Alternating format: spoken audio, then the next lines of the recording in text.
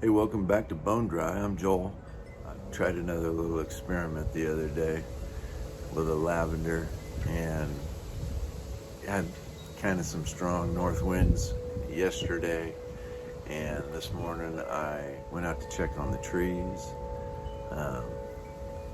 Had some exposed roots. So I'll show you where that is and what happened and get it taken care of. Check it out. So yesterday we had pretty good north winds. I had collected, quote unquote, collected this lavender. I watched a video on a sage styling and got inspired. But then I came out this morning and found that hold down technique was a fail for sure. So I got to get this straightened out and get it secured so that that won't happen again. So yeah, I was watching a video the other day and the guy was styling a sage, and it was a collected sage. I'm not exactly sure where it was collected. I think it may have been, they said Colorado.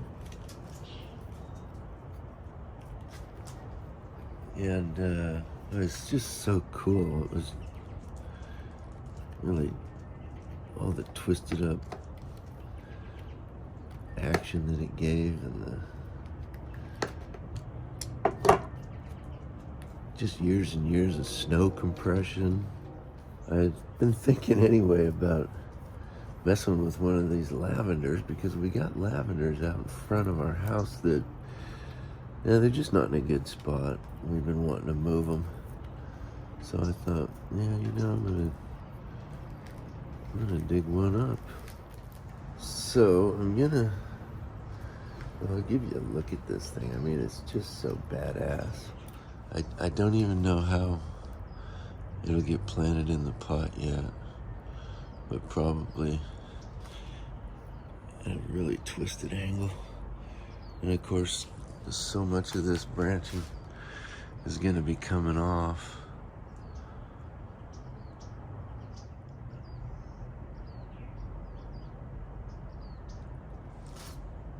Hopefully I didn't hurt it too bad by not getting it secured like I should have. That was just really stupid. I've already got a nice drainage layer on the bottom of this, so I don't really want to just dump it. And I had taken the camellia out of this nice big plastic pot, so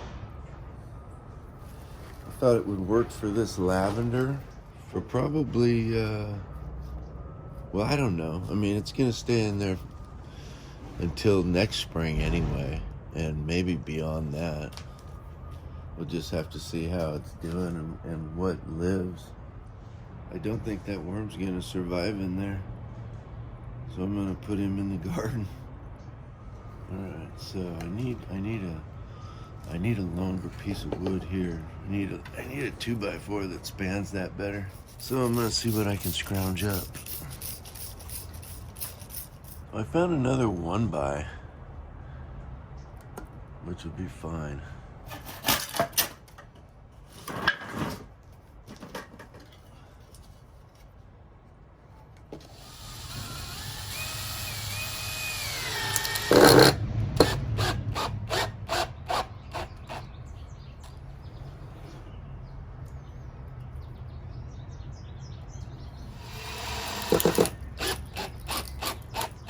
So I'm trying to save all the roots I can on this thing for now, and hopefully it produces more. And when it gets vigorous and strong, whenever that will be, 1 year from now, 2 years from now, that's when I'll reduce the roots and get it into a bonsai container. I really am gonna try and exercise patience for a change. Make sure this thing's good and healthy and established and energy positive before I put it in a pot and style it. because I'm pretty sure I killed a couple of my oaks. I had collected them last year, grew well in those big plastic training pots. Lots of roots, lots of leaves, and so I got all cocky and figured I'd do a big time root work job on them and put them in bonsai pots, and I'm pretty sure a couple of them I've killed. They looked like they were popping with buds and kind of being happy, but yeah, the more I look at them now, the branches seem like they're getting brittle, and the bark's changing. I just don't think they're doing well. Yeah, this is one of the oaks I think I killed. I don't know. That looks green still, but it just doesn't feel right. I think this one's okay for now.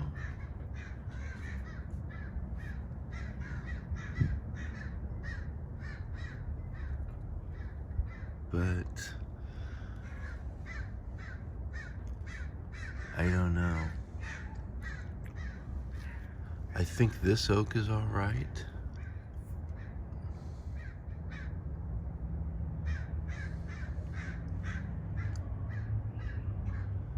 The Aspen Patch looks like it's gonna bud. Right down there at the base of that, I've got a branch forming. I think here also, and on that one. So that's totally cool. These willows seem to be doing okay.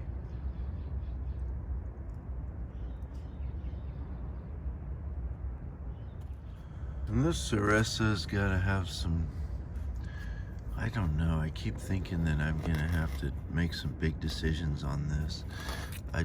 I'd love to have this thing be a clump style like it was grown in.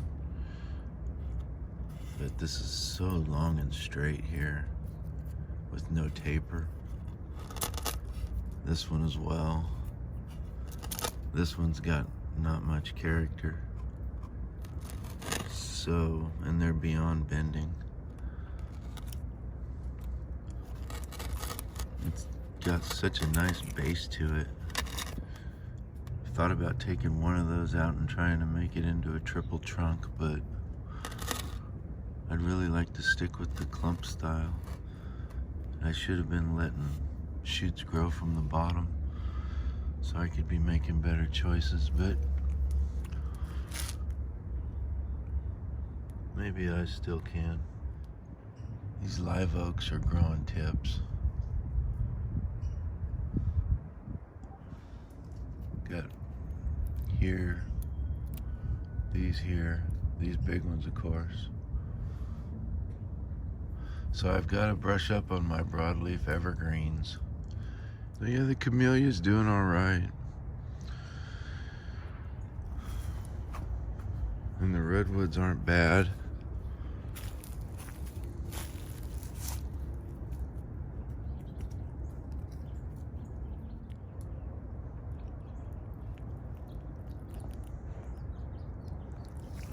I think I'm gonna have to start letting a few shoots grow on the trunk of this tree. As from what I'm understanding, I really can't be falling in love with any of these branches. They're gonna grow and get too big, and I'm probably gonna want to replace them anyway. But the camellias seems to be staying pretty healthy looking. This should be taken off probably so that I get 1, 2. I'm just afraid to do any more to it. But hopefully all that bending and twisting that I did do is going to cause some vascular activity and some hormonal activity, and maybe I'll get more of these buds. These buds, these just formed. This one formed, and this one formed just last year.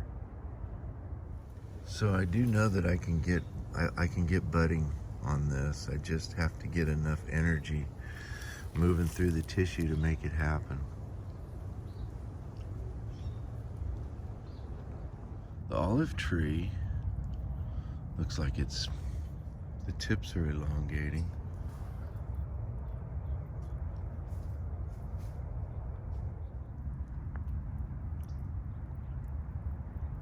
The little tiny one, I don't know. We'll just see. The potentilla is looking pretty happy for now. Hopefully it'll grow roots. The bougainvillea trying to bud. My little maples made it.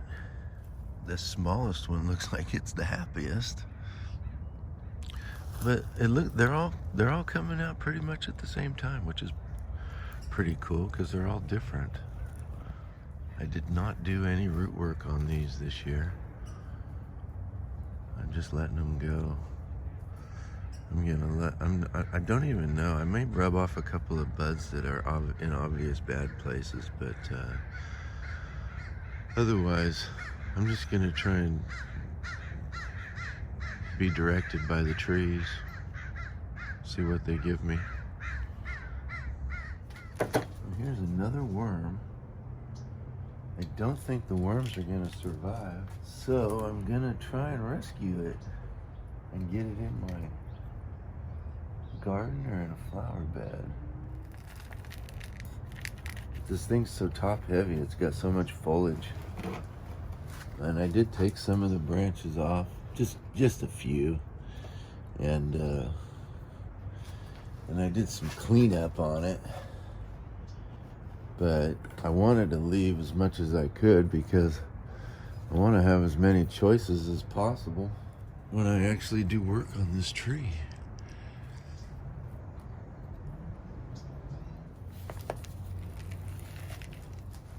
So I put it in some used soil. I used used soil. And I don't know, I wouldn't really consider my soil to be all that used. I've only been doing this for a couple of years now, so it does have akadama and pumice and lava in it. So I'm gonna use it. I don't know. Probably not wise. Probably regret it. It's all about water and oxygen, balance of water and oxygen. And so if you're not using something that provides the oxygen or allows for the oxygen, and you're taking a chance of overwatering and doing in the plant. I mean, I guess I could consider getting this more into a refinement stage of bonsai, since it is so, it's got character now. It's got the look of age now. So I could pass it off as a mature tree someday, maybe. In the not too distant future. And so with that in mind, I probably really should have waited until I could find some pumice. But time of year, springtime, you know, wanted to get the work done so I could hopefully be getting it recovered as soon as possible.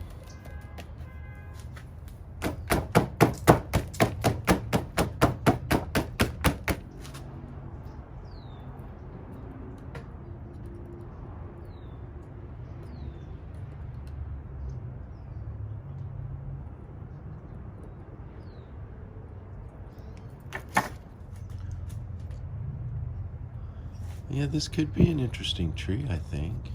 I'll put it on the turntable.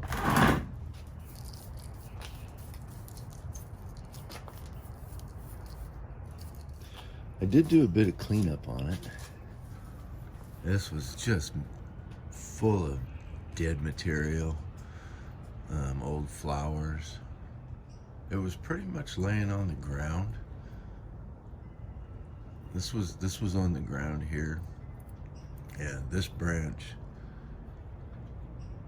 I think here, had actually rooted into the ground. So yeah, it's a little long. But yeah, some pretty cool branching. I just don't know yet how much this is gonna get shortened or what branches are gonna stay and what branches are gonna go. Any idea on styling? I'm not sure. But you know, I'm learning that it's not really about the